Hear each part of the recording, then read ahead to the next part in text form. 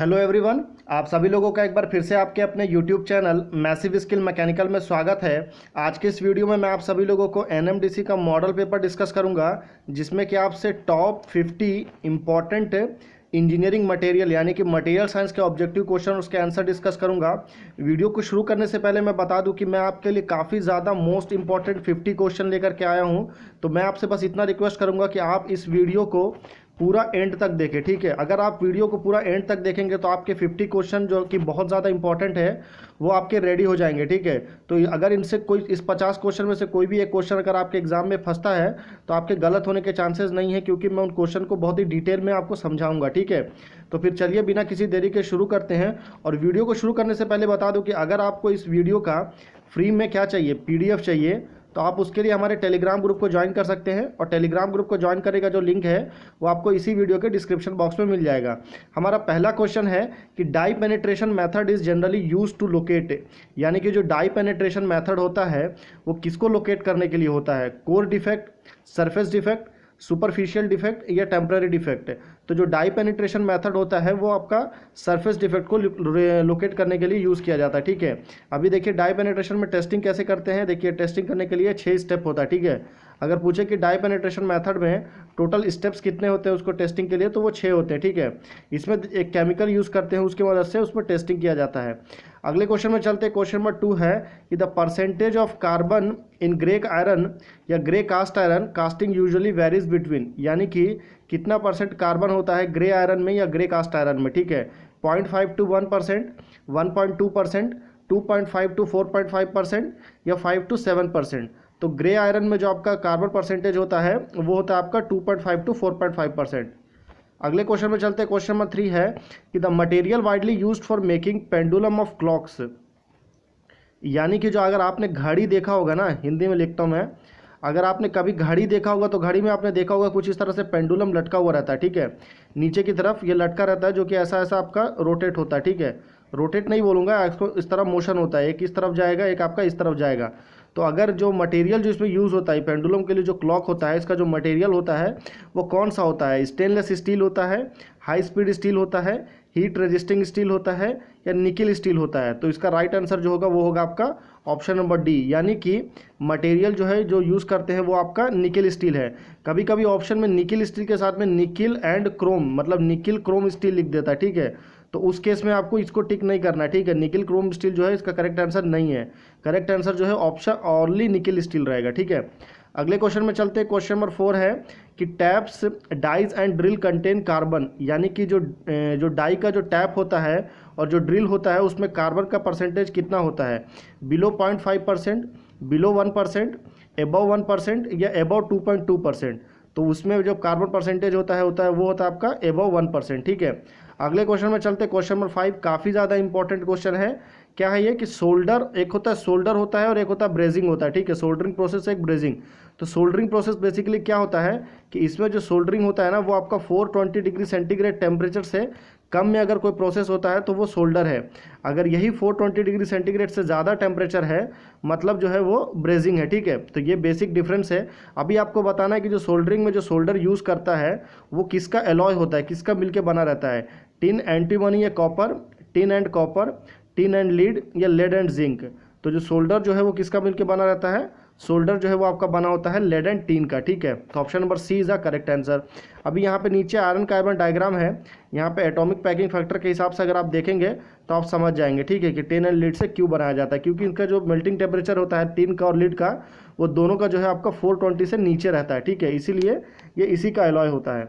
अगले क्वेश्चन में चलते हैं। हमारा अगला क्वेश्चन क्या है कि bell metal contains 70% copper 30% zinc, 90% copper 10% zinc, 85 to 92% copper and rest tin with little lead and nickel या 70 to 75% copper and rest tin. यानी कि बेल मेटल जो होता है वो किसका बना होता है, तो उसमें जो है जो कॉपर का परसेंटेज होता है वो 70 to 75% होता है और बाकी जो है वो टीन का होता है। ठीक है, अगले क्वेश्चन में चलते हैं। क्वेश्चन नंबर 7 है कि विच इज़ फॉल्स स्टेटमेंट, मतलब कौन सा स्टेटमेंट जो है वो गलत है। मतलब इसमें जो 3 स्टेटमेंट हैं वो आपके स्टेटमेंट सही हैं। क्या कि about normalising, normalising is done to refine grain structure, तो बिल्कुल सही है, नॉर्मलाइजिंग जो है रिफाइनिंग करने के लिए करते हैं ग्रेन स्ट्रक्चर का। रिड्यूस सेग्रीगेशन इन कास्टिंग, ये भी बिल्कुल सही है। इंप्रूव मैकेनिकल प्रॉपर्टी, ये भी सही है। तो इसका जो राइट आंसर क्या होगा, normalising is done to false statement induce stress, तो इंड्यूस स्ट्रेस नहीं होता, पर इसका राइट आंसर फॉल्स स्टेटमेंट बोला है, तो option number D is a correct answer. ठीक है, अगले क्वेश्चन में चलते हैं। क्वेश्चन नंबर 8 है कि chilled cast iron has no graphite, a very high percentage of graphite, a low percentage of graphite, ये graphite as its basic constituents of composition. तो चिल्ड कास्ट आयरन में सबसे बेसिक सी बात है कि इसमें ग्रेफाइट यूज ही नहीं होता है। ठीक है, तो no graphite, option number A is a correct answer. अभी ये चिल्ड कास्ट आयरन का प्रोसेस बताया है कि चिल्ड कास्ट आयरन को कैसे बनाया जाता है, कैसे तैयार किया जाता है, ये इसका मैन्युफैक्चरिंग प्रोसेस है। ठीक है, अगले क्वेश्चन में चलते हैं। क्वेश्चन नंबर 9, ये भी काफ़ी ज़्यादा इंपॉर्टेंट है। इंपॉर्टेंट इसलिए बोल रहा हूँ क्योंकि ये क्वेश्चन आपका एसएससी के एग्जाम में आ चुका है। ठीक है, तो आगे एनएमडीसी में भी आने के इसके पूरे चांसेस हैं कि the aluminium alloy mainly used for anodized utensil manufacture is duralumin, Y alloy, magnalium, hindalium. तो ये जो होता है आपका वो होता है हिंडेलियम, तो option number D is a correct answer. अगले क्वेश्चन में चलते हैं। क्वेश्चन नंबर 10 है हमारा कि machinability of steel is increase by, यानी कि स्टील में अगर हमको मशीनेबिलिटी बढ़ाना है, इंक्रीज करना है, तो उस केस में हम उसमें क्या ऐड करेंगे, silicon and sulphur, phosphorus, lead and sulphur, sulphur, graphite and aluminium, phosphorus and aluminium. तो मशीनेबिलिटी जब किसी स्टील में बढ़ाना है तो उसमें हम लेड, सल्फर और आपका फॉस्फोरस जो है वो ऐड करेंगे, तो option number B is a correct answer. अगले क्वेश्चन में चलते हैं। क्वेश्चन नंबर 11 है कि the hardness is the property of a material due to which it, मतलब आपको हार्डनेस का डेफिनेशन बताना है। बेसिकली ये चार आपका जो ऑप्शन दिया है ये चारों अलग अलग आपका मेटल का प्रॉपर्टी है। ठीक है, तो फर्स्ट देखते हैं ऑप्शन नंबर ए क्या है, can be drawn into wire. तो ये किसका एग्जांपल है, ये आपका डक्टिलिटी का जो है आपका डेफिनेशन है। ठीक है, डक्टिलिटी में जो है आप वायर फॉर्म में इसको चेंज कर सकते हैं। Break with little permanent distortion, तो परमानेंट डिस्टॉर्शन किस में होता है, वो होता है आपका ब्रिटिलनेस में। ठीक है, तो ऑप्शन नंबर बी, सॉरी मतलब बी जो है वो आपका ब्रिटिलनेस के लिए है, यानी कि जिसको हिंदी में भंगुरता बोलते हैं। तो कैन कट अनदर मेटल, तो ये आपका हार्डनेस का एग्जांपल है, तो option number C is the correct answer for this question. अगर जो अगले क्वेश्चन में देखेंगे, कैन बी रोल्ड और हैमर्ड इनटू थिन शीट, तो ये आपका मैलेबिलिटी का है। ठीक है, मैलेबिलिटी का एग्जांपल है। ठीक है, या इसको डेफिनेशन बोलते हैं। अगले क्वेश्चन में चलते हैं। क्वेश्चन नंबर 12 है, ये भी इंपॉर्टेंट है कि नॉड्यूलर आयरन के अंदर में जो ग्रेफाइट है वो किस फॉर्म में होता है, सीमेंटाइट, फ्री कार्बन, फ्लैक्स या एस्फेरॉइड्स। तो नॉड्यूलर आयरन में जो ग्रेफाइट होता है वो आपका एस्फेरॉइड के फॉर्म में होता है, तो option number D is a correct answer. Question number 13 है कि इनकर्नल कंटेंट्स, मैं आपको सीधे सीधे बता देता हूँ कि इनकर्नल में क्या होता है। तो इनकर्नल में जो है बेसिकली आपका 80% निकिल होता है, 14% क्रोमियम होता है और 6% आयरन होता है। ठीक है, अगले क्वेश्चन में चलते हैं। क्वेश्चन नंबर 14, एग्जाम में जो क्वेश्चन है ना सबसे ज़्यादा घुमा के क्या पूछता है कि इस मेटल में अगर हम इसको ऐड कर दें तो क्या केमिकल प्रॉपर्टी चेंज होगा, इस टाइप के क्वेश्चन सबसे ज़्यादा आता है। ठीक है, अगला क्वेश्चन क्या है कि presence of sulphur in pig iron, यानी कि अगर पिग आयरन में अगर हम सल्फर को ऐड करेंगे या प्रेजेंस करेंगे तो क्या होगा, it easily machinable, it brittle, it hard या द कास्टिंग अनसाउंड। तो presence of sulphur in pig iron makes casting unsound. ठीक है, तो option number D is the correct answer. अगले क्वेश्चन में चलते हैं। क्वेश्चन नंबर 15, ये बेसिकली डेफिनेशन है जो कि आपको पता होना चाहिए कि isotropic material are those which have the same, यानी कि आपको आइसोट्रॉपिक मटेरियल का डेफिनेशन बताना है। तो elastic property in all direction, बिल्कुल सही, option number A is the correct answer. बाकी जो रिमेनिंग दिया है कि stress induce in all direction, ये नहीं है। Thermal property in all direction, ये भी नहीं है। Elastic and magnetic property in all direction, ये भी नहीं है। ठीक है, अगला क्वेश्चन है क्वेश्चन नंबर 16 कि the addition of which of the following improves machining of copper, यानी कि अगर आपको कॉपर का मशीनिंग इम्प्रूव करना है तो उसके लिए आपको क्या एडिशन करना पड़ेगा, सल्फर, वैनेडियम, टिन या जिंक। तो आपको कॉपर का मशीनिंग अगर आपको इम्प्रूव करना है तो उसके लिए आपको इसमें सल्फर ऐड करना पड़ेगा, तो option number A is a correct answer. अगले क्वेश्चन में चलते हैं। क्वेश्चन नंबर 17 है कि वैनेडियम इन हाई स्पीड स्टील, कभी कभी हाई स्पीड स्टील को सीधा सीधा HSS लिख के दे देता है। ठीक है, तो उसका मतलब आपको समझना पड़ेगा कि हाई स्पीड स्टील। तो बेसिकली क्या है कि वैनेडियम जो है वो हाई स्पीड स्टील में क्या काम करता है, promote decarbonization, provide high hot hardness या forms very hard carbide and thus increase wear resistance या प्रमोट रिटेंशन ऑफ ऑस्टेनाइट। तो जो वैनेडियम है वो क्या करता है, वो form very hard carbides and thus increase wear resistance. तो option number C is a correct answer. अगले क्वेश्चन में चलते हैं। क्वेश्चन नंबर 18 है, ये काफ़ी ज़्यादा बेसिक क्वेश्चन है। ठीक है, बेसिक सॉल्यूशन, ये बेसिक, न्यूट्रल और एसिडिक, इसमें 3 आता है। तो पहले मैं आपको एक स्केल बताता हूँ। अगर आपने पढ़ा होगा ये वाला, इधर साइड में जो क्या रहता है आपका एसिड रहता है, इधर में आपका बेसिक रहता है और बीच में आपका न्यूट्रल रहता है, ठीक है। न्यूट्रल जो है आपका 7 को बोलते हैं और इससे कम आप 0 तक जाएंगे तो ये आपका एसिड है, और इसके आगे जाएंगे 14 तक तो वो क्या है आपका बेसिक है। तो अगर आपको ये स्केल अगर आपने पढ़ा होगा या अगर आपको ये स्केल याद है तो अभी आप आगे आने वाले तीनों क्वेश्चन को बहुत आराम से लगा लेंगे। पहला क्वेश्चन क्या बोला है कि basic solution is one which has pH value greater than 7, equal to 7, less than 7। तो क्या होता है बेसिक मतलब मोर देन, तो ग्रेटर देन 7, तो option number A is the correct answer. अगला क्वेश्चन है, क्वेश्चन नंबर 19 है कि neutral solution is one which has pH value, तो न्यूट्रल सॉल्यूशन का पीएच वैल्यू क्या होता है, इक्वल टू 7, तो option number C is the correct answer, ठीक है।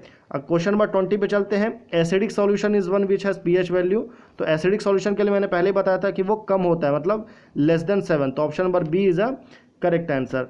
अगले क्वेश्चन में चलते हैं, क्वेश्चन नंबर 21 है कि which of the following metal is used in making electrical resistance wire for electric furnace and heating element, यानी कि इलेक्ट्रिकल हीटिंग एलिमेंट जो होता है उसमें कौन सा मेटल यूज़ करते हैं, ठीक है। बबित मेटल, मोनल मेटल, नाइक्रोम या फॉस्फोरस ब्रॉन्ज। तो ये काफ़ी ज़्यादा पॉपुलर क्वेश्चन है और ये साइंस का क्वेश्चन है और ये काफ़ी बार रेलवे के एग्जाम में रिपीट हुआ है, तो नाइक्रोम इसका करेक्ट आंसर होगा, ठीक है।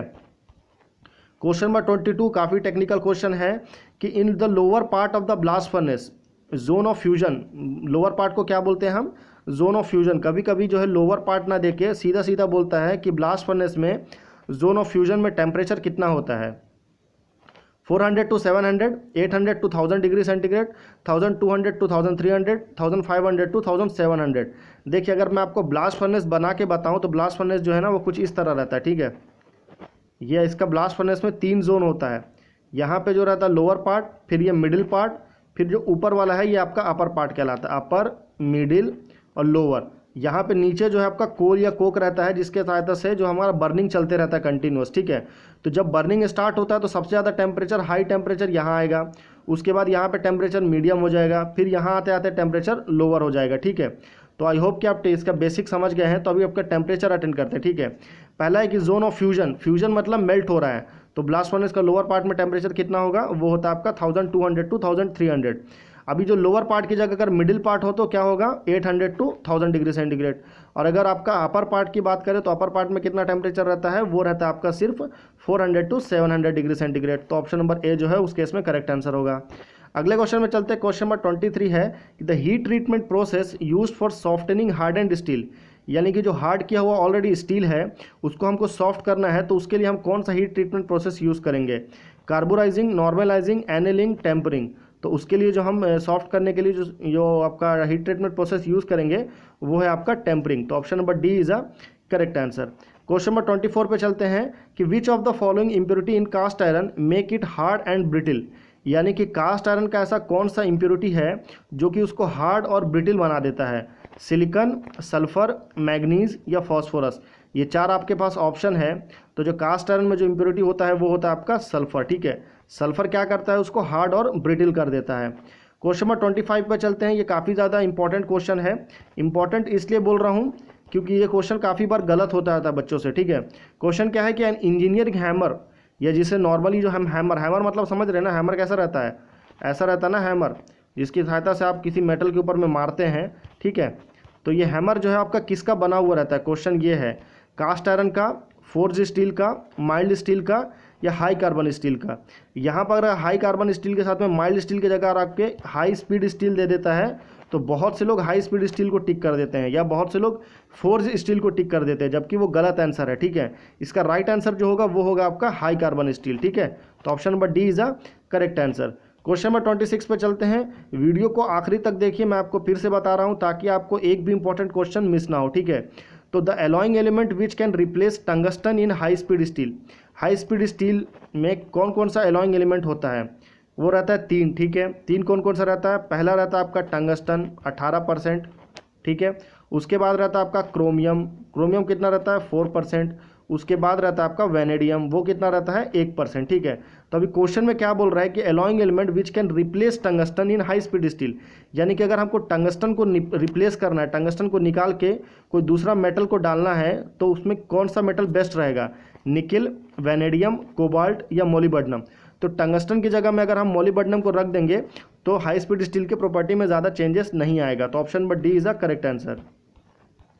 क्वेश्चन नंबर 27 है कि which of the following element result in presence of free graphite in cast iron. ठीक है, तो क्या है इसका ऑप्शन, क्या है, कार्बन, सल्फर, सिलिकॉन या मैग्नीज। यानी कि ऐसा कौन सा एलिमेंट है जिसके प्रेजेंस होने से जो फ्री ग्रेफाइट है जो कास्ट आयरन का वो प्रेजेंस हो जाएगा, तो वो रहता है आपका सिलिकॉन। तो option number C is a correct answer. अगले क्वेश्चन में चलते हैं, क्वेश्चन नंबर 28। ये भी काफ़ी ज़्यादा बेसिक क्वेश्चन है और काफ़ी ज़्यादा सिंपल भी है। सिंपल इसलिए बोलूँगा क्योंकि आजकल इस तरह के क्वेश्चन एग्जाम में आते नहीं हैं, पर कभी कभी आपका दिन बहुत ज़्यादा अच्छा रहा तो इस टाइप के क्वेश्चन भी आ जाते हैं। क्वेश्चन क्या है कि the percentage of carbon content in wrought iron. तो रॉट आयरन में क्या होता है, रॉट आयरन में जो आपका कार्बन परसेंटेज रहता है, सॉरी रॉट आयरन में आयरन कितना रहता है, आयरन रहता है आपका 99%। ठीक है, तो बचा कितना, रिमेनिंग 1% में आपका कार्बन आता है, तो 1% में भी 0.02। ठीक है, स्पेसिफिक बोलने से तो option number A is a correct answer. अगले क्वेश्चन में चलते हैं, क्वेश्चन नंबर 29 है कि as hardening is related with stainless steel, gun metal, German silver, ड्यूरेल्यूमिन। तो एज हार्डनिंग जो है वो किससे रिलेट करता है, वो करता है आपका ड्यूरेल्यूमिन से। तो option number D is a correct answer. अगले क्वेश्चन में चलते हैं, क्वेश्चन नंबर 30 है कि the lower critical point for all steel. यानी कि जो स्टील होता है उसका लोअर क्रिटिकल पॉइंट कितना होता है, 600 डिग्री, 700 डिग्री, 723 डिग्री या 913 डिग्री। तो जो लोअर क्रिटिकल पॉइंट जो होता है वो हर स्टील का, कोई भी स्टील हो, हाई कार्बन हो, हाई स्पीड हो या स्टेनलेस स्टील हो, कोई भी स्टील अगर आप उठा के देखेंगे तो उसका जो लोअर क्रिटिकल टेम्परेचर जो है वो आपका सेम रहेगा, वो रहता है आपका 723 डिग्री सेंटीग्रेड। ठीक है, और हायर क्रिटिकल टेम्परेचर जो है वो अलग अलग रहता है क्योंकि वो उसके बाद में जितना कार्बन परसेंटेज रहेगा उसके हिसाब से उसका जो आपका क्रिटिकल टेम्परेचर है, हायर क्रिटिकल टेम्परेचर वो चेंज होता है। ठीक है, क्वेश्चन नंबर 31 पे आते हैं। ये भी काफ़ी ज़्यादा इंपॉर्टेंट है कि tensile strength of steel can be safely increase by. यानी कि अगर हमको स्टील का टेंसाइल स्ट्रेंथ को इंक्रीज करना है तो हम कैसे इंक्रीज करेंगे, adding carbon up to 2.8%, adding carbon up to 6.3%, adding carbon up to 0.83% या adding a small quantity of copper. तो अगर हमको स्टील का टेंसाइल स्ट्रेंथ इंक्रीज करना है तो उसके लिए हमको उसमें एडिंग कार्बन अप टू 0.83%, ठीक है, 0.83% अगर हम कार्बन उसमें ऐड कर देंगे तो उसका टेंसाइल स्ट्रेंथ राइज हो जाएगा। अगले क्वेश्चन में चलते हैं, क्वेश्चन नंबर 32 है कि basic constituents of monel metal. Monel metal का बेसिक कॉन्स्टिट्यूएंट्स क्या होता है, nickel and copper, nickel molybdenum, zinc tin and lead, nickel lead and tin. तो जो बेसिक कॉन्स्टिट्यूएंट होता है मोनल मेटल का वो होता है आपका निकिल एंड कॉपर। तो option number A is a correct answer.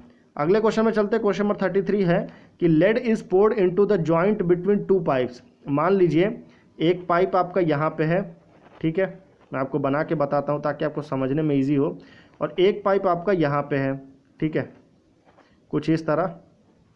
तो इन दोनों पाइप के बीच में ये जो जॉइंट है, ठीक है, इस जॉइंट में अगर आपको लेड अगर यहाँ पे लेड पोर कर देते हैं, मतलब लेड को अगर आपको मेल्ट करके इसके बीच में डाल देते हैं तो वो किसका कैसा बन जाएगा, cast iron, vitrified clay, asbestos cement या कंक्रीट। तो जब लेड जो है पोर कर देंगे दोनों पाइप के बीच में जॉइंट में तो पाइप जो है वो कास्ट आयरन हो जाएगा, यानी कि option number A is a correct answer. Question number 34 में चलते हैं कि constantan and alloy used in thermocouples is an alloy of. यानी कि थर्मोकपल में जो कॉन्स्टेंटेंट जो होता है आपका वो कौन सा एलॉय होता है, copper and tin, copper and zinc, copper and iron या कॉपर एंड निकेल। तो जो कांस्टेंट में होता है वो होता है आपका कॉपर एंड निकेल, ठीक है। तो option number D is a correct answer. ये जो थर्मोकपल होता है ये क्या होता है, ये हाई इलेक्ट्रिकल टेम्परेचर होता है, मतलब ये इसमें जो हाई इलेक्ट्रिसिटी हाई टेम्परेचर होता है, ठीक है। तो वहाँ पे आपको निकेल या कॉपर की ही ज़रूरत होगी क्योंकि वहाँ पे आयरन जो है वो जल्दी मेल्ट हो जाएगा। अगले क्वेश्चन में चलते हैं, क्वेश्चन नंबर 35 है कि the hardness of steel increase if it contains austenite, martensite, pearlite, cementite. यानी कि अगर किसी की स्टील में हार्डनेस बढ़ाना हो तो उसका मतलब क्या है, उसमें मार्टेनसाइट है। तो option number B is a correct answer. Question number 36 पे चलते हैं कि gamma iron occur. Gamma iron मतलब क्या, गामा कैसा होता है, ऐसा होता है ना, हाँ, gamma iron occur between the temperature range 400 to 600, 600 to 900, 900 to 1400, 1400 to 1530 कितना डिग्री सेंटीग्रेड पे होता है। तो मैं पहले आपको ये आयरन कार्बन डायग्राम एक रफली बना के बताता हूँ तो आपको बेटर चीज़ें समझ में आएंगी, ठीक है। मान लीजिए ये 723 डिग्री सेंटीग्रेड का लाइन है, ये आपका ऐसा जाएगा, ठीक है, यहाँ पे रहता है, सॉरी, ये ऐसा है, ठीक है। इसमें जो आपका गामा आयरन है, गामा कहाँ रहेगा, यहाँ पे गामा रहेगा और यहाँ पे डेल्टा रहेगा। ये आपका 723 वाला लाइन है और ये आपका 1400 वाला है, यहाँ से आपका 900 से स्टार्ट होता है, तो मान लीजिए कितना है फिर ये गामा आयरन के लिए 900 टू 1400। वहीं अगर डेल्टा की बात करें तो 1400 के ऊपर, मतलब 1400 टू 1530 जो है ये आपका डेल्टा आयरन के लिए है। ओके, ये दोनों चीज़ें आपको क्लियर होनी चाहिए। और अल्फ़ा की बात करें तो वो नीचे की तरफ रहता है।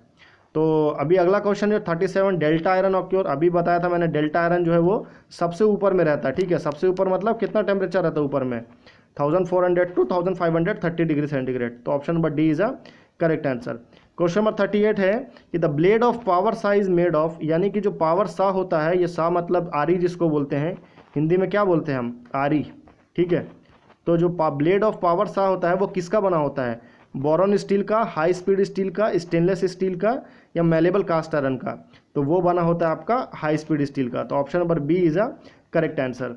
अगले क्वेश्चन में चलते हैं। क्वेश्चन नंबर 39 है कि German silver is an alloy of silver and some impurities, refined silver, nickel copper and zinc, या निकिल एंड कॉपर। आपने ज़रूर सुना होगा, एक बहुत इंपॉर्टेंट और पॉपुलर क्वेश्चन है कि जर्मन सिल्वर में सिल्वर कितना होता है। तो German silver contains no silver, मतलब उसमें सिल्वर नहीं होता है। ठीक है, तो जर्मन सिल्वर में अगर सिल्वर नहीं होता तो क्या होता है, तो उसमें होता है निकिल, कॉपर और जिंक होता है। ठीक है, सबसे ज़्यादा निकिल होता है, उसके बाद कॉपर, उसके बाद जिंक। अगले क्वेश्चन में चलते हैं। क्वेश्चन नंबर 40 काफ़ी ज़्यादा इंपॉर्टेंट है कि cementite consist of 13% carbon, 87% ferrite, या 13% सीमेंटाइट एंड 87% फेराइट, या फेराइट 13% एंड 87% सीमेंटाइट, या 6.67% कार्बन एंड 93.33% आयरन। तो आपको सबसे पहले तो परसेंटेज आपको याद नहीं करना है। पहली चीज़ मैं आपको बता दूं, आपको याद क्या करना है कि वो किसका बना रहता है। सीमेंटाइट जो रहता है वो आपका आयरन प्लस कार्बन का है। ठीक है, आयरन प्लस कार्बन का वो है ना आपका कौन मिक्सचर है, तो आयरन और कार्बन का एक ही ऑप्शन है, तो option number D is a correct answer. ठीक है, बाकी रहा आपका परलाइट की बात, तो परलाइट आपका सीमेंटाइट प्लस फेराइट हो गया, ये आपका परलाइट के लिए। क्वेश्चन नंबर 41 है कि which of the following material has nearly zero coefficient of expansion. Zero coefficient of expansion किस में होता है, stainless steel, high speed steel, invar, या हीट रेजिस्टिंग स्टील। तो वो होता है आपका इनवार में। तो option number C is a correct answer. Question number 42 पे आते हैं कि which of the following when used in ordinary low carbon steel makes the metal ductile end of good bending quality, sulphur, phosphorus, manganese, या silicon. यानी कि ऐसा कौन सा लो कार्बन स्टील में होता है जो कि उसको डक्टाइल बना देता है और साथ में उसकी बेंडिंग क्वालिटी, बेंडिंग क्वालिटी मतलब क्या होता है, अगर आप मान लीजिए ये एक रॉड है, ठीक है, इसकी गुड बेंडिंग क्वालिटी मतलब रॉड ऐसा हो जाएगा ना, अगर आप इसको यहाँ से बेंड कर देंगे, यहाँ पे आप लोड अप्लाई करेंगे तो कैसा हो जाएगा, वो ऐसा हो जाएगा। तो गुड बेंडिंग क्वालिटी कब रहेगी, जब उसमें क्या ऐड रहेगा, मैग्नीज ऐड रहेगा, मतलब option number C is a correct answer. Question number 43 पे चलते हैं कि जर्मन सिल्वर कंटेंट्स, ये मैं आपको पहले ही बता चुका हूँ, 1%, 2%, 5% नहीं, ये होता है नो सिल्वर। ठीक है, तो option number D is a correct answer. Question number 44 पे चलते हैं कि drop forging die contain carbon of the order of, यानी कि ड्रॉप फोर्जिंग में कार्बन का जो परसेंटेज है वो कितना होता है, 0.1 टू 0.2, 0.25 टू 0.5, 0.6 टू 0.7, 0.7 टू 0.9। तो वो होता है आपका 0.6 टू 0.7। ठीक है, तो option number C is a correct answer. Question number 45 पे चलते हैं कि इन मोटलेट कास्ट आयरन, यानी कि मोटलेट कास्ट आयरन में कार्बन जो है किस फॉर्म में अवेलेबल होता है, फ्री फॉर्म में, कंबाइंड फॉर्म में, नोड्यूलर फॉर्म में, या partially in free and partially in combined state में। तो मोटलेट कास्ट आयरन में जो होता है कार्बन जो होता है वो होता है आपका पार्शली, मतलब आधा जो है फ्री फॉर्म में और आधा जो है वो आपका कंबाइंड स्टेट में होता है। क्वेश्चन नंबर 46 पे चलते हैं, काफ़ी ज़्यादा सिंपल क्वेश्चन है कि the presence of hydrogen in steel, यानी कि अगर आपको स्टील में हाइड्रोजन प्रेजेंस रहे तो वो क्या करेगा, reduce neutron absorption cross section, या इंप्रूव वेल्डेबिलिटी, इम्ब्रिटलमेंट, या कोरोजन रेजिस्टेंस। तो जब हाइड्रोजन जो आपका स्टील में अगर आ जाएगा तो वो उसका इम्ब्रिटलमेंट कर देगा, मतलब option number C is a correct answer. अगले क्वेश्चन में चलते हैं। क्वेश्चन नंबर 47 है कि maximum percentage of carbon in austenite, यानी कि ऑस्टेनाइट में कार्बन का परसेंटेज मैक्सिमम कितना होता है, 0.025%, 0.26%, 0.8%, या 1.7%। तो मैक्सिमम परसेंटेज जो होता है, मैक्सिमम बोल रहा है, ठीक है, मिनिमम उससे कम हो सकता है। कार्बन कितना होता है ऑस्टेनाइट में, वो होता है आपका 1.7%। तो option number D is a correct answer. अगले क्वेश्चन में चलते हैं। क्वेश्चन नंबर 48 है कि the hardness and tensile strength in austenitic stainless steel can be increase by hardening and cold working, normalising, मार टेम्परिंग, फुल एनेलिंग। तो जो hardness और टेंसाइल स्ट्रेंथ है ऑस्टेनेटिक स्टेनलेस स्टील की, उसको हम बढ़ा सकते हैं अगर हम उसमें हार्डनिंग और कोल्ड वर्किंग कर दें। ठीक है, तो option number A is a correct answer. Question number 49 में आते हैं कि machining property of steel are improve by adding, यानी कि अगर हमको स्टील में उसकी मशीनिंग प्रॉपर्टी या जिसे हम मशीनेबिलिटी बोलते हैं, अगर हमको उसको ऐड करना हो या उसको इम्प्रूव करना हो तो हम उसमें क्या मिलाएंगे या क्या ऐड करेंगे? Sulphur, lead and phosphorus, silicon and aluminium titanium, vanadium and aluminium या क्रोमियम एंड निकिल। तो मशीनिंग प्रॉपर्टी स्टील में हमेशा तभी बढ़ती है जब उसमें सल्फर, लेड एंड फॉस्फोरस रहे, या सल्फर, लेड, फॉस्फोरस की जगह पे अगर बिस्मथ है, ठीक है, तो भी आपका काम चल जाएगा। ठीक है, लास्ट क्वेश्चन में चलते। क्वेश्चन नंबर 50 है कि machinability of steel is improve by adding. Same question repeat हो गया है पर ये क्वेश्चन अलग है। अभी आप पूछेंगे कि अलग कैसे है, आंसर सेम है, सल्फर, लेड एंड फॉस्फोरस या सल्फर, लेड एंड बिस्मथ, पर आपका क्वेश्चन चेंज हो गया है। कैसे? देखिए, इस क्वेश्चन में क्या बात कर रहे थे हम, डायरेक्ट मशीनेबिलिटी की, पर यहाँ पे क्या कर दिया है, इसको मशीनिंग प्रॉपर्टी कर दिया है, क्वेश्चन को घुमा के पूछता है। ठीक है, तो हमारा 50 क्वेश्चन रेडी हो गया है। अगर आपको वीडियो पसंद आए तो प्लीज़ इसे लाइक करें, सब्सक्राइब करें। लाइक इसलिए करें क्योंकि काफ़ी मेहनत करके मैंने आपके लिए वीडियो बनाया है। ठीक है, और ये आंसर की है। अगर आपको फ्यूचर में हमारे PDF से